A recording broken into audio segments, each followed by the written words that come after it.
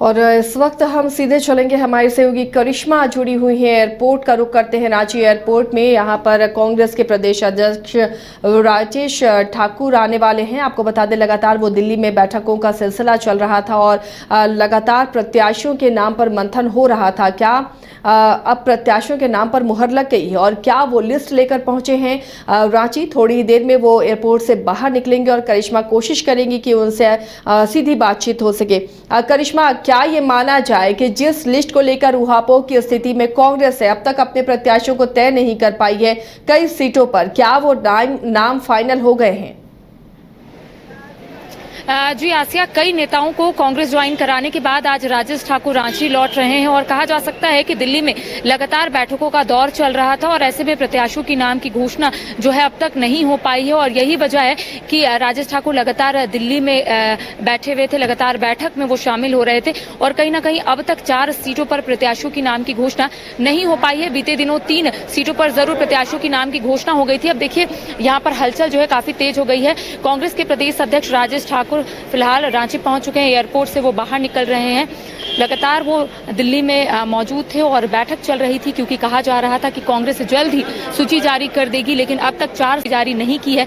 3 seat की सूची जो है वो कांग्रेस ने जारी कर दी है और ऐसे में देखिए राजेश ठाकुर फिलहाल रांची पहुंच चुके हैं और ऐसे में सभी के दिमाग में सिर्फ यही चल रहा है कि आखिर कांग्रेस कब प्रत्याशियों की नाम की घोषणा जो है वो यहाँ पर करेगी। फिलहाल देखिए राजेश ठाकुर यहाँ पर मौजूद है, बातचीत हम करेंगे और इनसे जानेंगे कि आखिर प्रत्याशियों की नाम की घोषणा कब होगी।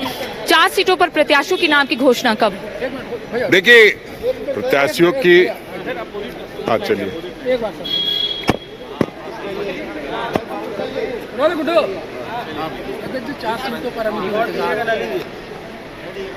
देखिए, सारी चीजों को सोच समझ के निर्णय लेना होता है और सभी पार्टियां अभी के सिर्फ अगर भारतीय जनता पार्टी को छोड़ दे तो किसी ने कोई निर्णय नहीं लिया है और भारतीय जनता पार्टी ने जो जल्दी में निर्णय लिया है उसको बार बार उनको बदलना पड़ रहा है। मैं समझता हूँ 1-2 दिनों में और उनको बदलना पड़ेगा। तो पहले जो उन लोगों ने काम किया है, जो जल्दीबाजी का काम शैतान का होता है, तो उस चीज को देख लेते हैं। उसके बाद हमारी तैयारी संगठन से है, उम्मीदवार से नहीं है। और संगठन जो है जब तैयारी करके रखता है तो उम्मीदवार चाहे कोई भी हो, चुनाव हम जीतेंगे और उस निमित्त हम अपनी तैयारी कर रहे हैं। काफी लेट हो रही है। नहीं, कौन सी देर हो गई? हमने तीसरे और चौथे चरण का अनाउंस कर दिया है। अब जो चौथा और पांचवा और उसके बाद छठे और सातवें मेरा चुनाव होना है, तो इतनी जल्दीबाजी क्या है? मैं समझता हूं कि सभी लोगों को पता है कि हम लोग संगठन में विश्वास करने वाले लोग हैं और संगठन सर्वोपरि है। जिसको भी उम्मीदवार बनाएगा कार्यकर्ता लगेंगे। का है कि हम 2 सीटों पर उम्मीदवार देंगे, चतरा और पलामू। देखिए, अभी वही कहा कि बहुत लोग अपनी अपनी बातें अपने अपने तरीके से करेंगे। बहुत लोग 14 सीट की बात कर रहे हैं या कर रहे थे। हम ही खुद 14 सीट पे लड़ने की तैयारी कर रहे थे। लेकिन जब सारी बातें होती है तो उसमें बहुत सारी चीजें देखने होती है और हम समझते हैं कि उसको राजद अच्छी तरह से समझता है और सभी लोग समझदार हैं। बहुत कुछ कहने की जरूरत नहीं है।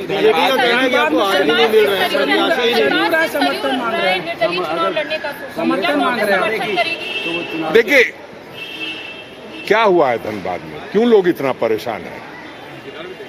जंगल नहीं है जो टाइगर आ गया, बाघ आ गया, डराने की कोशिश कर रहे हैं। हम समझते हैं जो लोग ये इस तरह की बातें करते हैं उसमें कोई दम नहीं होता है।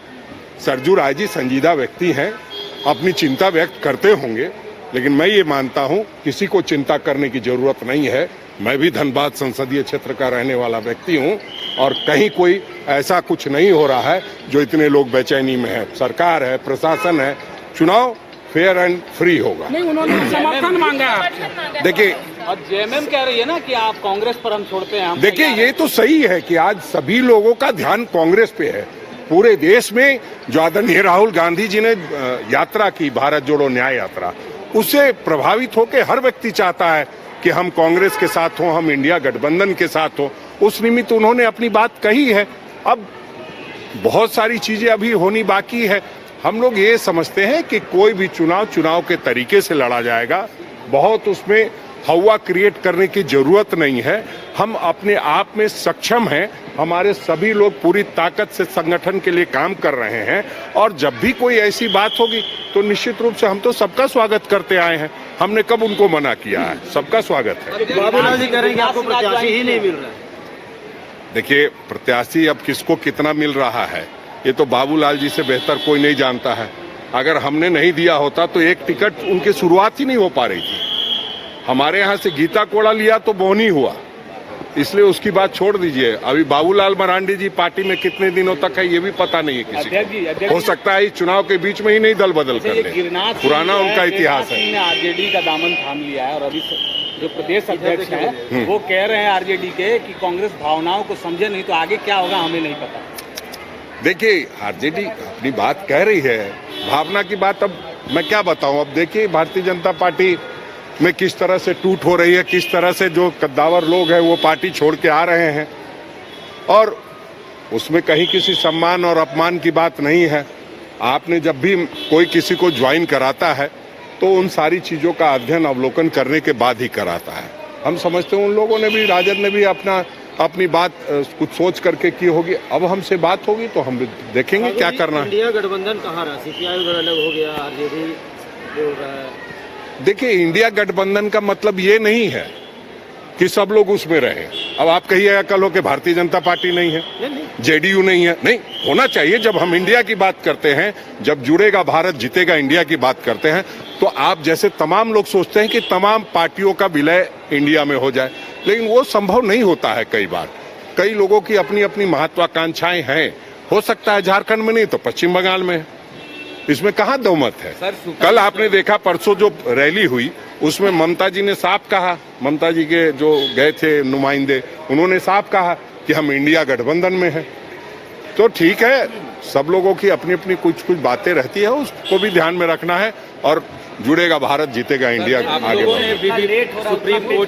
सुप्रीम कोर्ट ने इलेक्शन कमीशन ऑफ इंडिया को जो वीवीपैट को लेके आदेश दिया है, इस पर आप लोगों की क्या प्रतिक्रिया है? देखिए, सुप्रीम कोर्ट का जो भी आदेश होता है वो हम लोगों के लिए हम लोग उसका सम्मान करते हैं। निश्चित रूप से सभी चीज़ों को देखने के बाद ही कोई सुप्रीम कोर्ट निर्णय लेता है और जो सुप्रीम कोर्ट का निर्णय होगा वो सबको सर्वमान्य होगा। ठीक है। तो देखिए, इस वक्त राजेश ठाकुर राजधानी रांची पहुंच आए हैं। उनका स्पष्ट रूप से कहना है कि बहुत जल्द उम्मीदवारों की नाम की घोषणा भी हो जाएगी। इसके साथ ही जिस तरीके से ये कहा जा रहा है कि निर्दलीय विधायक सरयू राय धनबाद से निर्दलीय चुनाव लड़ सकते हैं, तो इनका कहना है कि पहले चीजों को देखा जाएगा, आकलन किया जाएगा, बातचीत होगी, उसके बाद कांग्रेस निर्णय लेगी। जी, कोई भी अभी पत्ते नहीं खोले हैं राजेश ठाकुर ने। धनबाद सीट पर भी उन्होंने कुछ भी अभी साफ नहीं किया है। सरयू राय को लेकर भी कुछ साफ नहीं करते हुए दिखे करिश्मा। जी देखिए, राजेश ठाकुर ने कई सवालों का जवाब दिया, लेकिन यहाँ पर पत्ते उन्होंने फिलहाल नहीं खोले हैं। उनका कहना है कि बैठक हुई है, तमाम चीजों को देखा जा रहा है। साथ ही साथ जिस तरीके से भारतीय जनता पार्टी आरोप लगा रही है, उनका कहना है कि इंडिया गठबंधन के पास कोई भी प्रत्याशी नहीं है, तो इनका कहना है कि ऐसी कोई भी बात नहीं है। भारतीय जनता पार्टी ने भी बोहनी जो है वो गीता कोड़ा से ही की है। तो यहाँ पर अब कहीं ना कहीं आरोप प्रत्यारोप का सिलसिला जो है आसिया वो शुरू हो गया है। अब देखिए, इनका यही कहना है कि आने वाले समय में प्रत्याशियों की नाम की घोषणा हो जाएगी। इसके साथ ही कई क्षेत्र, कई लोकसभा सीट पर कहीं ना कहीं पेच जो है वो फंसता हुआ नजर आ रहा है। तो इनका कहना है ऐसी कोई भी बात नहीं है, मंथन हो गया है, बस चीजें पब्लिक डोमेन में आने वाले समय में आ भी जाएगी। जी चलिए, शुक्रिया करिश्मा इस तमाम जानकारी के लिए। तो फिलहाल राजेश ठाकुर दिल्ली में मंथन के बाद अब रांची लौट आए हैं और यहाँ पर मीडिया के सवाल